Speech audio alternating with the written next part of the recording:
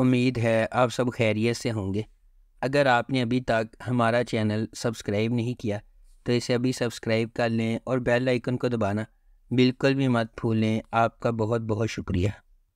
Number 9، یمین۔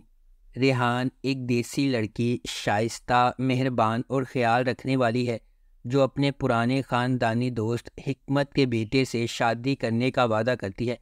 جب اس نے حتمی تشخیص کا انکشاف کیا ہے، حکمت کو اس بات کی فکر ہے کہ اگر اس کے غیر سنجیدہ بیٹے اور لالچی بیوی کو چھوڑ دیا جائے تو اس کے خاندان کا کیا بنے گا، جس کی واحد فکر استنبول کے اعلیٰ معاشرے میں اپنا مقام مضبوط کرنا ہے۔ امیر زیر بحث بیٹا ہے، ایک باغی جو خاندانی کاروبار میں کام کرنے کے بجائے خطرات مول لینے اور اپنے والد کی محنت سے کمائی گئی رقم کو لوٹنے کو ترجیح دیتا ہے۔ وہ شادی پر راضی ہوتا ہے، لیکن اپنے وعدے کے ساتھ وہ ریحان کی زندگی کو دکھی بنانے کا عہد کرتا ہے، اس حد تک کہ وہ اسے طلاق دے دے۔ نمبر 8، دوئی بینی۔ ایک نامور ہائی اسکول میں ترتیب دیا گیا ایک نوجوان بالغ ڈرامہ دوئی بینی غنڈہ گردی، سماجی ناانصافی اور ہائی اسکول کے رومانس کے موضوعات کو تلاش کرتا ہے۔ ایکم اور میلتم دو نوجوان لڑکیاں ہیں جو بہنوں کی طرح قریب ہیں۔ وہ ایک عاجز محلے میں معمولی زندگی گزار رہی ہیں، لیکن وہ ہمیشہ ان امیر بچوں سے رشک کرتی ہیں جو دورو ہائی اسکول میں پڑھتے ہیں، جو کہ صرف امیر خاندانوں کے بچوں کے لیے ایک سیکنڈری اسکول ہے۔ ایک دن ایک کار میلتم سے ٹکراتی ہے اور مجرم جائے وقوعہ سے فرار ہو جاتا ہے۔ اسکول کی طرف اپنا راستہ بناتا ہے اور اپنی کار کو پارکنگ میں چھپا دیتا ہے۔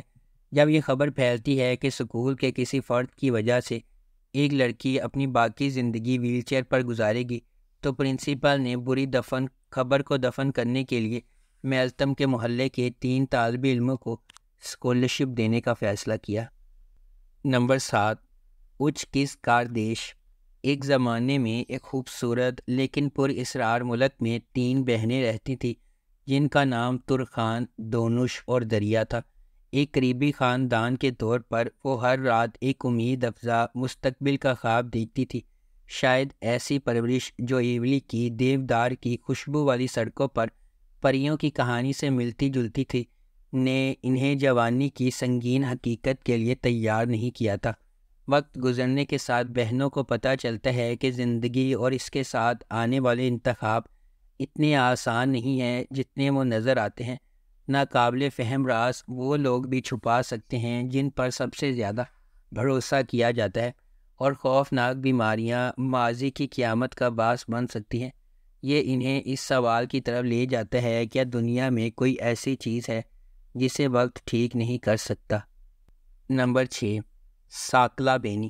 متمول اور بااثر گھرانوں میں پیدا ہونے والے میتے اور ناز اپنے بچپن میں کیے گئے وعدے کے پابند ہیں۔ یہ وعدہ ایک المناک واقعے سے ہوا ہے جہاں ناز کی بے گناہی پر سمجھوتا کیا گیا تھا اور میتے کے خاندان نے غیر متزلزل حمایت کی پیشکش کی۔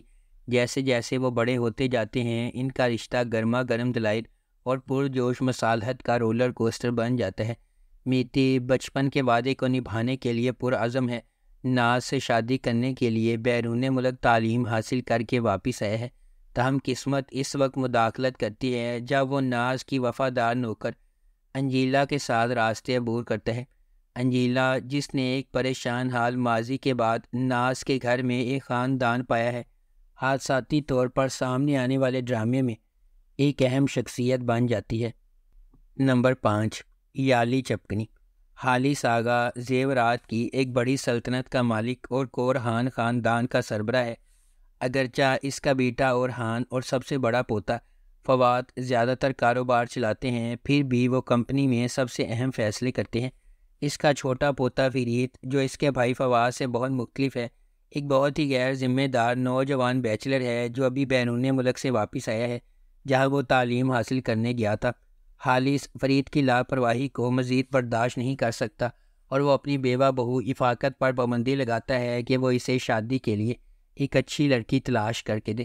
یہ خبر کہ حالث آغا اپنے پوتے کے لیے دلہن کی تلاش میں ہے، نیلے رنگ سے گازین ٹپ میں کاظم کی حویلی تک پہنچتی ہے۔ کاظم کے امیر ہونے کی واحد امید اس کی خوبصورت بیٹیاں سنا اور سیران ہے۔ نمبر 4، سینک کال کا پیمی۔ ایدا ایک روشن خوبصورت نوجوان لڑکی ہے جو ایک پھول فروش پر کام کرتی ہے۔ وہ اپنی ڈگری حاصل کرنے اور اٹلی جانے کے خواب دیکھتی ہے، لیکن اس کے خواب اس وقت چکنا چور ہو جاتے ہیں جب بولت ہولڈنگ کمپنی کے وارث نے اس کی اسکالرشپ منسوخ کر دی اور اسے یونیورسٹی چھوڑنا پڑی۔ اب صرف دو چیزیں اسے جاری رکھتی ہیں، اس کی پودوں سے محبت اور اس کی سرکن بولت سے نفرت۔ جب سرکن یونیورسٹی میں تقریر کرنے آتا ہے تو ایدا باہر احتجاج کر رہی ہوتی ہے۔ بدقسمت واقعات کا ایک سلسلہ ان دونوں کو دن کے بیشتر حصے میں ایک ساتھ ہتھکڑیاں لگا کر چھوڑ دیتا ہے۔ جب ادا کو معلوم ہوتا ہے کہ سرکن واقعی وہ سب کچھ ہے جس سے وہ نفرت کرتی ہے، مغرور، خود غرض اور ایک مکمل کنٹرول فریک۔ نمبر 3، عشق، منطق، انتقام۔ ایسرا نے ہمیشہ قسم کھائی کہ وہ اپنے والد جیسے آدمی سے کبھی شادی نہیں کرے گی، جس کی کاروباری ناکامیوں نے اس کے خاندان کو دیوالیہ کر دیا اور جوانی کے دوران اسے جدوجہد کرنا پڑی۔ پھر اس کی ملاقات اذان سے ہوئی جو سول سروس میں داخل ہونے والے ایک روشن نوجوان انجینئر تھے۔ دونوں نے شادی کی، ایک آرام دہ مستحکم زندگی گزارنا شروع کر دی، جب تک کہ اذان نے اپنی کمپنی شروع کرنے کے لیے اپنی سرکاری ملازمت چھوڑ نہ دی۔ عنقریب ایسرا خاندان کو روا دوا رکھنے کے لیے 3 ملازمتیں شروع کر دیتی ہے، جبکہ اذان ایک دیوالیہ پن سے دوسری طرف اچھالا جا رہا ہے۔ بالآخر دونوں میں طلاق ہو جاتی ہے۔ نمبر 2، سول یعنی ڈرامہ سیریز ایک ماں اور اس کی جوان بیٹی سیرا کی کہانی کی پیروی کرتا ہے، جب وہ فضل سے گرنے کے بعد ایک عام محلے میں اپنی نئی زندگی کی عادت ڈالنے کی کوشش کرتے ہیں۔ سیرا جو اپنے دونوں پیروں پر کھڑا ہونا سیکھ رہی ہے، اس کا سامنا امیر اور طاقتور کتلو سوئے خاندان کے وارث سیلم سے ہوتا ہے اور چنگاریاں اڑنے لگتی ہیں۔ نمبر 1، زمرد وان کا۔ خوبصورت زمرد اس طاقتور اور متحرک ڈرامے میں امیر دمیر خان خاندان کے حسد اور دھوکہ دہی کے درمیان محبت تلاش کرنے کی کوشش کرتی ہے، جو قتل، انتقام اور جذبے سے لرزتی ہوئی حویلی میں قائم ہے۔ خوبصورت زمرد طاقتور دمیر خان خاندان کے لیے کام کر کے اپنے بیمار والد، اپنی ماں اور 2 بہنوں کی دیکھ بھال کا بوجھ اٹھاتی ہے۔